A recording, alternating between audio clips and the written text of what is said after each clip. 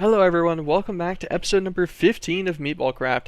So in today's episode, we keep it quite simple with a bunch of dimensional exploration of all of the new setups, and we also make the miners and passive all of the fluids needed to keep them running 24/7. I hope you guys enjoy. Thank you for watching.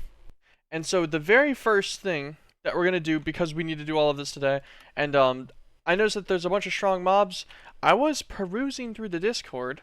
So people were saying that the flux-infused bow, if you also get their flux-infused quiver, the quiver itself, for one, makes your arrows and stuff go completely flat and like instantaneous travel, pretty much.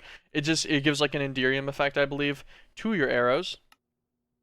I've heard that people are saying that this just destroys the shuriken and it's not even close. Yeah. Beautiful flux-infused bow. Nice. It's quick too. And so, before we start testing out our new bow, we're going to obviously need to enchant it as well. I decided to go the route of super enchanting a bunch of different bows, taking all the enchants off back onto books, and then super enchanting 8 full sets of enchants all at one time. Seems to be the most effective method. Our flux-infused bow, let's hit it. Whew. What a bow right there. And then we can empower him too. I remember what empowering does. I think it just increases his base damage a little bit. What the I want to find something to hit with this, like that I know is strong, because I want a good first impression. So I've decided to pursue a strong enemy, and we'll make actual forward progression while we do it. So we are going to do everything to get the undead callstone, because I believe it does spawn some bosses in, and on the way we'll just get everything else needed as well. One of the things we need is the Alamite fork, which only comes from a recycler. So we make some recyclers. We just only put one down for now. We feed it cobblestone from our EMC link that was already here. We auto-craft that into scrap boxes, and we have it buffer up. We eventually do passive the usage of the scrap boxes, but that's not for a while. Step 2 is to make some mana runes, make them into compressed mana runes, and then craft ourselves the Unfathomable Breaker. We use the Unfathomable Breaker in the Deep Dark to pop open this prison. We killed through all the mobs in here and got our demonic mana stone, which is why we did this, and we also got some other miscellaneous goods. Our next guy takes some bentos, quite highly upgraded, so we grow some crops, and then we just craft all the bentos. This was honestly a really easy recipe. And using our crops, we also craft up some spaghetti, and then we also have to spicify the spaghetti all the way up to the intense tier, and once again, pretty easy.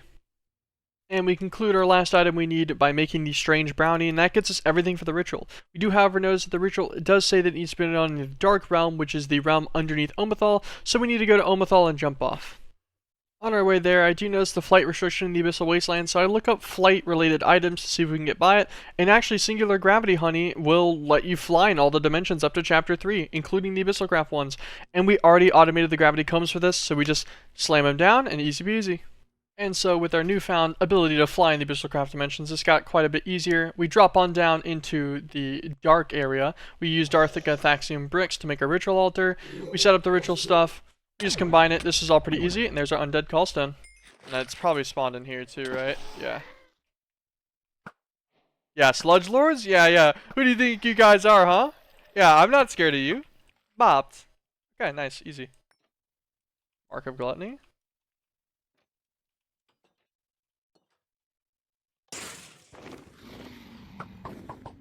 This shade of the Meatball Man is actually the guy who has the metal we need from this callstone.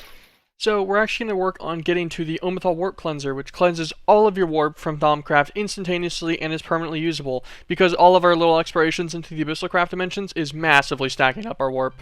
Okay, so the Omethal Warp Cleanser is made in the Sterilized Sacrificial Altar. Very last guy. Figured as much. He needs Liquid PE and Liquid LP. We pass the Liquid LP with an EMC link and raw beef, and then we bulk blue hearts for the Liquid PE since it makes a ton of it. Some sulfur, coal, red matter, and mana diamonds makes us our life crystals we need. We go and use our rending wand and Omethal to get all the Omethal essence we need. It's pretty easy, pretty quick. We craft our Dreadlands cleansers. We drop in all of our ingredients, and out comes our Omethal Warp Cleanser. This guy cleanses everything from all of our types of warp, permanent, temporary, and sticky warp, just on a simple right click. Super nice, super easy.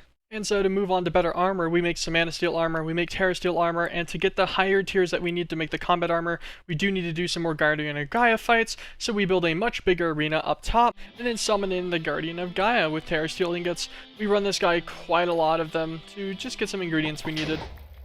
And with all of those fights, we're able to upgrade our Terra Steel to Combat Pleiades armor, and then we'll super enchant this soon into some very high tier stuff.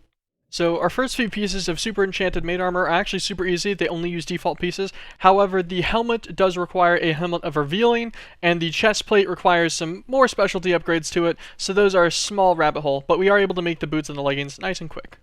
To upgrade our chest plate, we eat some nightmare fuel, and that turns it on into spirit fuel, which is pretty easy. We also have a revelation that the goggles of revealing combined with the helmet makes the revealing form of the helmet that we needed. Nothing special there. We make a bunch of these gilded potatoes, we mash them all down, we combine them in a ritual altar into shadowium, and then we make a bunch of shadowium armor and we mix that with our chest plate. This gives us our proper combat made chest plate, which we can throw on in. And out comes our full super enchanted set, all enchanted with protection 20. Extremely nice. Just needs a couple more manual ones. We super enchant a random chest plate with last stand 15, and we do this 4 times and put it on all of our armor. This makes it take less than 1 experience point per half heart of damage that you block where you would have died. So, with armor and a weapon finally situated and out of the way, we can move on to the actual progression of this episode. Looking at the dimensions we need to go to, we can see all of these realm stones are actually fairly easy to make, so this is really just a matter of crafting with resources we already have.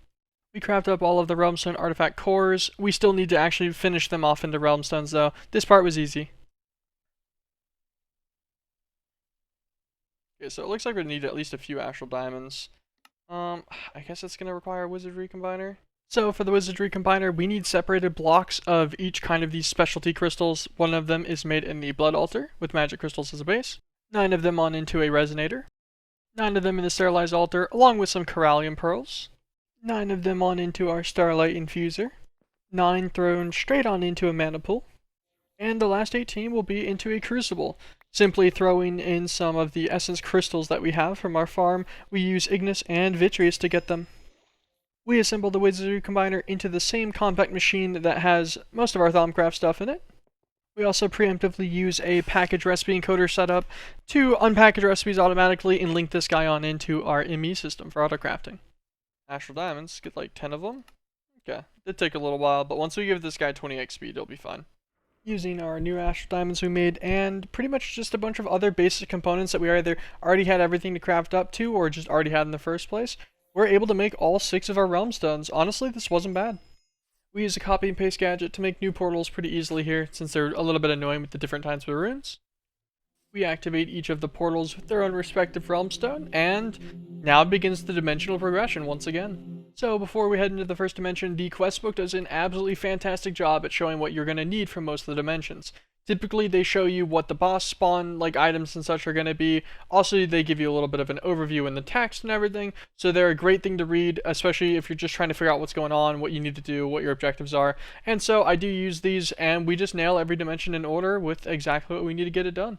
Into the abyss. And sorry about my camera being so red, it was very reflective and bright on my screen.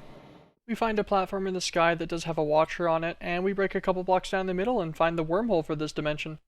We find a shadow altar, so we use a book of the shadows on it, and it spawns in Voxilon. He's a pretty easy to kill. Shadow Lord got absolutely decimated, wasn't even close. To do the next boss, we're going to use Staring Eye, which you get from breaking the Tentacle Eye reds, not the oranges that spawn in, and it's just like flint from gravel. You just have to keep breaking and placing it until you get it.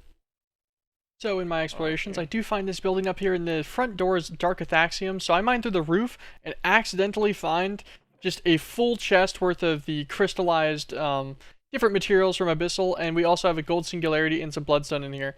A pretty neat little building. The crystallized stuff will come in handy later for sure. And to finally use that Staring Eye that we got earlier, we do find the illusion altar. Apparently these spawn in every big tree, and I just missed multiple of them earlier. And we spawn an elusive. He's pretty small and super easy to kill with the flex bow. Once again, great upgrade. There are these brain-like structures that spawn, and apparently they're boss fights. You just break some of it away, and there's a hole in the bedrock. You go down, you press the button, and you fight a bunch of little creatures. Be careful, it's a little dangerous. The easy boss fight. We got Abyssal Flash. I don't know what all we'll need this for. That concludes the Abyss, and we go into Lelicia, the world of the Upside Down. Pretty weird. We use a Guardian's Eye on the Gra altar, and there's Gra. Once again, really easy boss fight. This is a pretty common theme for these dimensions. There is more to be found in Lelicia, but the dimension was a little bit laggy, and so I gave up, and we just moved on to Percasia, but I do go back eventually. We do find this random temple as soon as we come in. We break on through it, and we find a Caillou spawner, which we do need its drops later.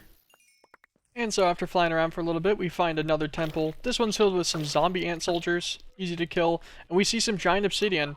I actually remember kind of an obscure cheese, is that using a destruction gadget lets you break the giant obsidian without needing the giant's pickaxe from the Twilight Forest. And whenever we break the boxes, we get Percasia's wormhole. Pretty nice.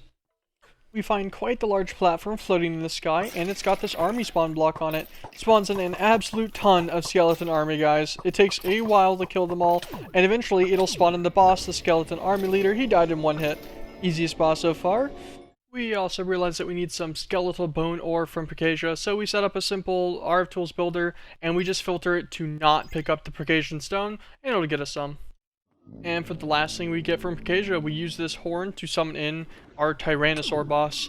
Once again, pretty easy. And with that, into Barathos we go. We find an altar and activate it to spawn in the Baroness using the Warlord's gem. She goes down once again, super easy. The bosses like this are very repetitive. We find a custom structure that is absolutely filled with random mobs. Air goes around, Twilight Lich is inside, and at the very top there's a chest, and it has our wormhole for this dimension. We use a high vig on a spawner to spawn in the Swarm Leader, and once again he goes down very, very easy. 2 hits. And now with that, we make our small detour through Creeponia. We find ourselves a custom structure which does spawn in a Mother Host, a 4000 HP boss that just dies immediately, but gives us flying gunpowder we need. We set up another RF Tools builder quarry inside of Creeponia here, because this one needs Geminite, Jewelite, and Ornamite, I believe. We use those gems that we get to make an explosive gem, and spawn in the next and the final boss for Creeponia. With his corpse made into a statue to parade around, we make the callstone that we need as well. We deploy the callstone, and it summons like kind of a dungeon-like structure, which is absolutely filled with creepers and creeper spawners, and in the center, there is an obsidian chest with the wormhole in it. We broke the chest, and the wormhole popped out the roof, so we had to go out and collect it, but it was pretty easy. Alright, deep lanes we go. We found a custom structure that spawned a little crab. He seems immune to all kinds of damage, but we were able to bonk with a pickaxe and pick him up. And then I realized he dropped the shard, so I put him down and hit him with a non-silk touch pickaxe, and he died. We click a dense rock onto the Cror altar, and then after waiting for a little bit for it to drain our energy, he spawns in, and we bonk him. Super easy. We used his statue to go and make his callstone for the deep lands. We spawned in the callstone, and it's absolutely covered in the smash bosses, which was kind of surprising. It did spook me a little bit. We killed them all, and there's a sign that says, "What's inside?" I don't know how to get inside, so I just kind of hit it with the destruction wand, walked up to the wall, and was able to get the wormhole through the wall with a magnet. I don't think that was how I was supposed to get it, but it was funny. We decided to double back to Lelicia, and we found an underground building we didn't find before. This one did have a bunch of runes and a double chest, which was pretty nice. And its roof section also had dense gravitite, and in the dense gravitite ore, there was a chest with a wormhole in it. So we collected them all. With all of the dimensions explored, we check and encode all the recipes for the different miner caps needed. After doing a small hunt for Tar Beast Hearts, which we were missing quite a few of, and encoding a lot of the statue recipes in a combination crafter, a new little setup we make all of the different kinds of caps. These are all pretty easy. Honestly, most of them we had all the resources for. There was a couple of small miscellaneous things I had to go and get, but they were all extremely easy. Nothing was difficult here, and we were able to make all 6 caps. Super, super nice. This will prep us for making all of the miners. And so, starting on day number 2, we put down all of the power hatches that we need and assemble all of the miners. We don't have any of their fluids yet, but we do just like to get them down on the ground. Okay, so every single miner needs the basic of spatial matter is going to be required for all of them. And then each one has its own individual after that, so we need to work on getting 7 fluids automated. Spatial matter. It's going to require us to get liquid UU matter, divine stars, and deep blue matter. We already have over 700 divine stars, and deep blue matter has EMC, so UU matter it is. So before we worry about the UU matter, we actually need the spatial crucible itself, so we take a little short detour trip over to Sedna where we can find them in pairs of 2 and get all 12 that we need. This did take a while. We trade spam an alchemist villager to get the dragon blood resin we need. The other parts of the multi-block were quite easy, so we assemble it in a new compact machine. To get the UU matter needed, we do make some recyclers and a matter fabricator. And we set them up, just chilling in a little compact machine with the spatial crucible. The matter fabricator automatically pushes out the UU matter it makes into the ender chest, and that will feed into our mythical resource crucible to melt down into the liquid UU matter. We add ourselves a new quantum ring to the spaghetti, don't mind it. And he's linked into the cube because we're going to do a lot of automations in here, and so we'll need some ME access. And with that access, we're able to both pipe in divine stars and use an EMC link for the deep blue matter to make our spatial matter. And with that finishing spatial matter, which is the base resource for every miner, we start working on all of the individual ones. Our first step is spicy pyrotheum. And here's the setup for spicy pyrotheum. We use a crafter to create pyrotheum dust, we melt it down, and then we just simply alchemical imbue that over chilies. Dragon's blood gets traded for, it gets solid milled down into dragon's blood plastic, and that just gets magma crucibled, and that's another fluid, off the chart. Our next fluid up is luminous lava, of which we craft crystallized obsidian. We melt down some lumium provided from the interface, we melt down the crystallized obsidian we crafted, and then we chemically react them together. Both of these next two liquids are going to be a little bit harder because they're built off of eutectic knack, which is a decent chemical process on its own. To start with, we're turning crushed carabite from manufacturing diorite into potassium fluoride. We fluid enrich that with water to make a potassium fluoride solution. That fluoride solution will then be chemically reacted with even more water to make a potassium hydroxide solution. We crystallize the solution into potassium hydroxide and then melt that into molten potassium hydroxide. The molten potassium hydroxide will then feed into an electrolyzer, and that gives us the molten potassium that we're going to need. That molten potassium will feed into a salt mixer to make the eutectic knack, but it's also going to need sodium, so let's do that real fast. Sodium here is easy. We simply melt down sodium hydroxide, which we get from emberstone production from mystical agriculture, send it into an electrolyzer, and take out just sodium. We send that into the salt mixer, and there's our basic eutectic knack. And using that liquid as a base, we craft up some cryotheum, we melt it down, and we salt mix it together. We also do the same thing with some gold blocks, and we get eutectic knack cryotheum and eutectic knack gold mixture, which are the base of our next two liquids. The cryotheum knack goes into a fractionating still and becomes the weakened cryotheum we need. It also produces snowballs which get eaten. We send the gold knack down into an industrial mixer from immersive engineering, and mix that with living gold that we already have from an old automation setup, and that makes our living gold knack. For our last fluid, aerial moonshine, we start by making neurothium dust. We then centrifugally separate carrots into carrot juice, mix them with yeast to make carrot wine, which we then triple distill all the way down into what's considered a neutral spirit. The neutral spirit mixed with molten zephyr erothium, which is erothium dust in a melter, makes exactly what we need. Our aerial moonshine. And with that, we ender tank every single one of the miners to their proper fluids. And then we're able to just cap them all off with some ender chests as well. We send them into the system. They do get stored across in danks that are partitioned for most of their stuff, except for the things that we don't produce much of. Very nice. That ended day number 2. The miners worked overnight beautifully, and we made our next callstone and immediately hopped right into it. The callstone was just full of a bunch of ghosts that were immune to most damage, but not the enhanced flux bow. It also had the record fragments that we needed for our next bit. And so for our forward progression, which is making Eden Core, we actually need to get a boss that we haven't messed with yet. So we go and gently evict him from life. He wasn't hard. With the trophies of his eviction acquired, and also apparently multiple of his hearts, we're able to do the Eden Core craft. You just have to do an iridescent altar craft, don't forget your spectral relays on the outside, and fill in with the items in it once. Outpubs our Eden Core, we learn him with some EMC, and we just keep on moving forward. Our next bit of progression is pushing through to getting charged runium, which does require us to have jewelite, ornamite, and geminite in larger production quantities, so we make all of their eggs. And with just a bit of resources from each dimension, we're able to make all of the geminite, jewelite, and ornamite eggs. We also made ourselves the charged runium egg and the blood gem egg that we need too. Very simple. We craft up 5 mechanized coops, assemble them all, and send all the outputs directly on into the system. Also, by the way, organize in danks, because you get millions of these. And with those eggs, we're able to induction smelt them with the garnets of their dimension to get their resources. This is not super efficient for now, but you can cut the garnets later with just a simple crafting recipe, and you can even use a shadow fracture to get another large multiplier on it for late game resources. I will be honest, I barely use the shadow fracture, even though I'm supposed to. And with those resources, we bulk craft in our extra gravitite enchanter, the jeweled runium we needed. Beautiful. Using spores and rocks and fertilescence from Lilicia, we're able to make a good stack of fluctuatite ingots. Mixing that fluctuatite as well as some barren ingots and skeletal ingots that we got from the other dimensions already, we're able to make ourselves our first bit of vibranium. So what we actually need all of this for is currently for the Vibe Warper. The Vibe Warper will be a new dimensional plane that we can go to, which should hopefully have some pretty useful stuff on it, but this is pretty expensive and we're missing quite a few more things, as you can see. So we push on. We pick up our vibranium that finished, and we encode the recipes for all the solar panels. And our list is honestly really short already. Alright, so now Vibe Warper, the only thing we should be missing on this guy is, oh, Iron Singularities, I forgot about those. 4 Varzium pans, 4 Blazium large plates, and then the specialty gems from Astral. Up on our little Astral sorcery platform, we make a few pockets of starlight, and we throw in some glowstone and some rock crystals. This will make us to the gem crystal clusters to get the Dynastos gems we need. After your crystals finish growing, they will look like a crystal determined by the time of day that it currently is. However, don't worry, they will continue changing if you just simply wait. We use the smeltery for our Varzium pans, and then also use it for the Blazium large plates.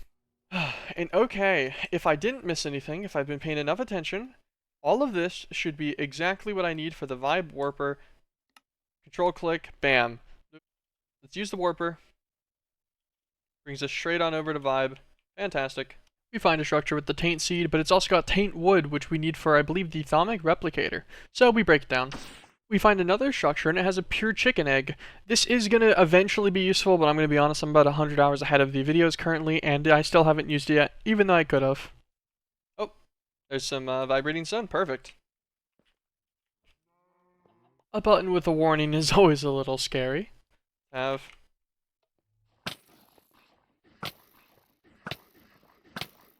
how much armor do you have? Not even that much. Interesting. You kind of tanked the bow.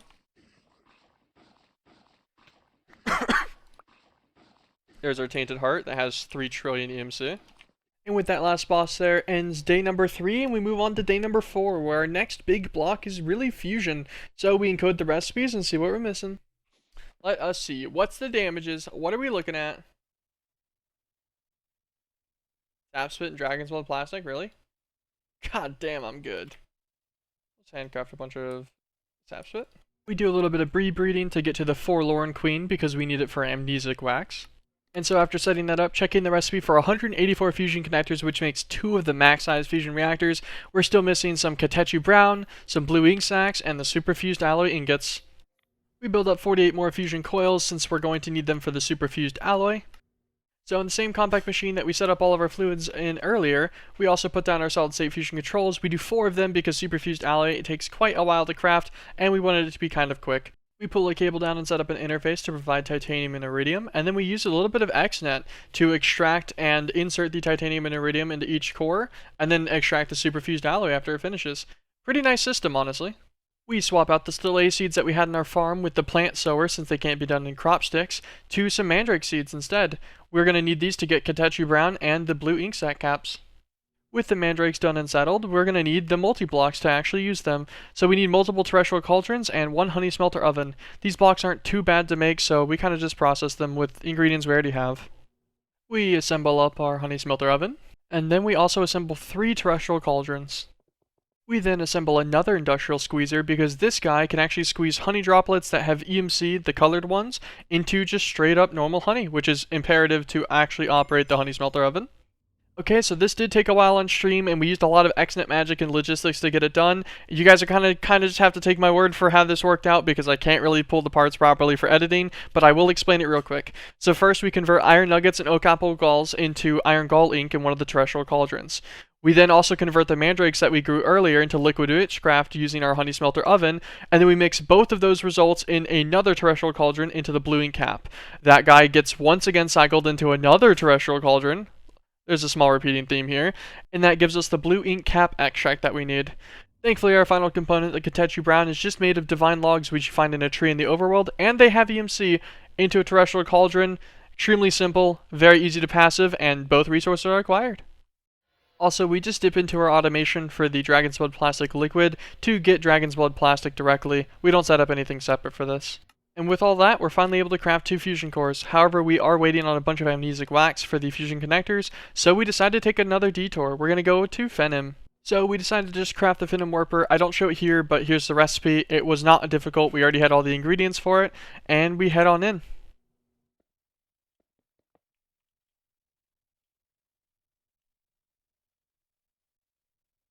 Oh, that's why it's laggy. That's a lot of resonant ender. Whoop.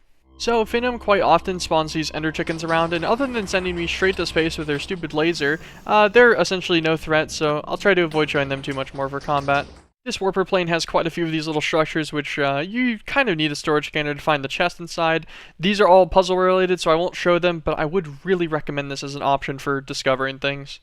Other than the puzzle, which I didn't end up finishing, and the ender feather chicken drops, we just needed ender dolomite from this dimension. And so we sacrificed 5,000 of that ender dolomite to make a singularity. We combine that with some resonant ender tanks and also some advanced ender cores. And there we go, we get endergenic sediment. This is an EMCable continuous way of getting dolomite. Pretty easy to get. And with our resources going in the background, we're finally able to craft one of our sets of fusion electromagnets. We need 832 for just the first reactor. We're finally also able to start crafting the first set of fusion connectors as well, although we are being heavily blocked by amnesiac wax, so we did add a bunch more forsaken bees while we waited in the background. While we waited on both those crafts and some more resources, we did end up crafting a void seedling, which we then set up in a phytogenic insulator so that we could get constant void seeds because we will need these in the future. And after a bit more waiting for more resource generation, we were finally able to make the last of the connectors needed for our fusion reactors. And unfortunately, this was also the end of day number 4 and all we have time for in today's episode. Thank you guys so much for all the support on this series so far. I really appreciate all the comments and likes and replies and stuff. And our first episode actually just hit 1,000 views, which is just super cool accomplishment for me, and I really appreciate all of you. I'll try to get the next episode out sooner. I won't be streaming for about a week and a half. I'll be back on Monday the 17th. And I hope you all have an absolutely fantastic time until then. Thank you guys so much once again. Have a great one. Peace.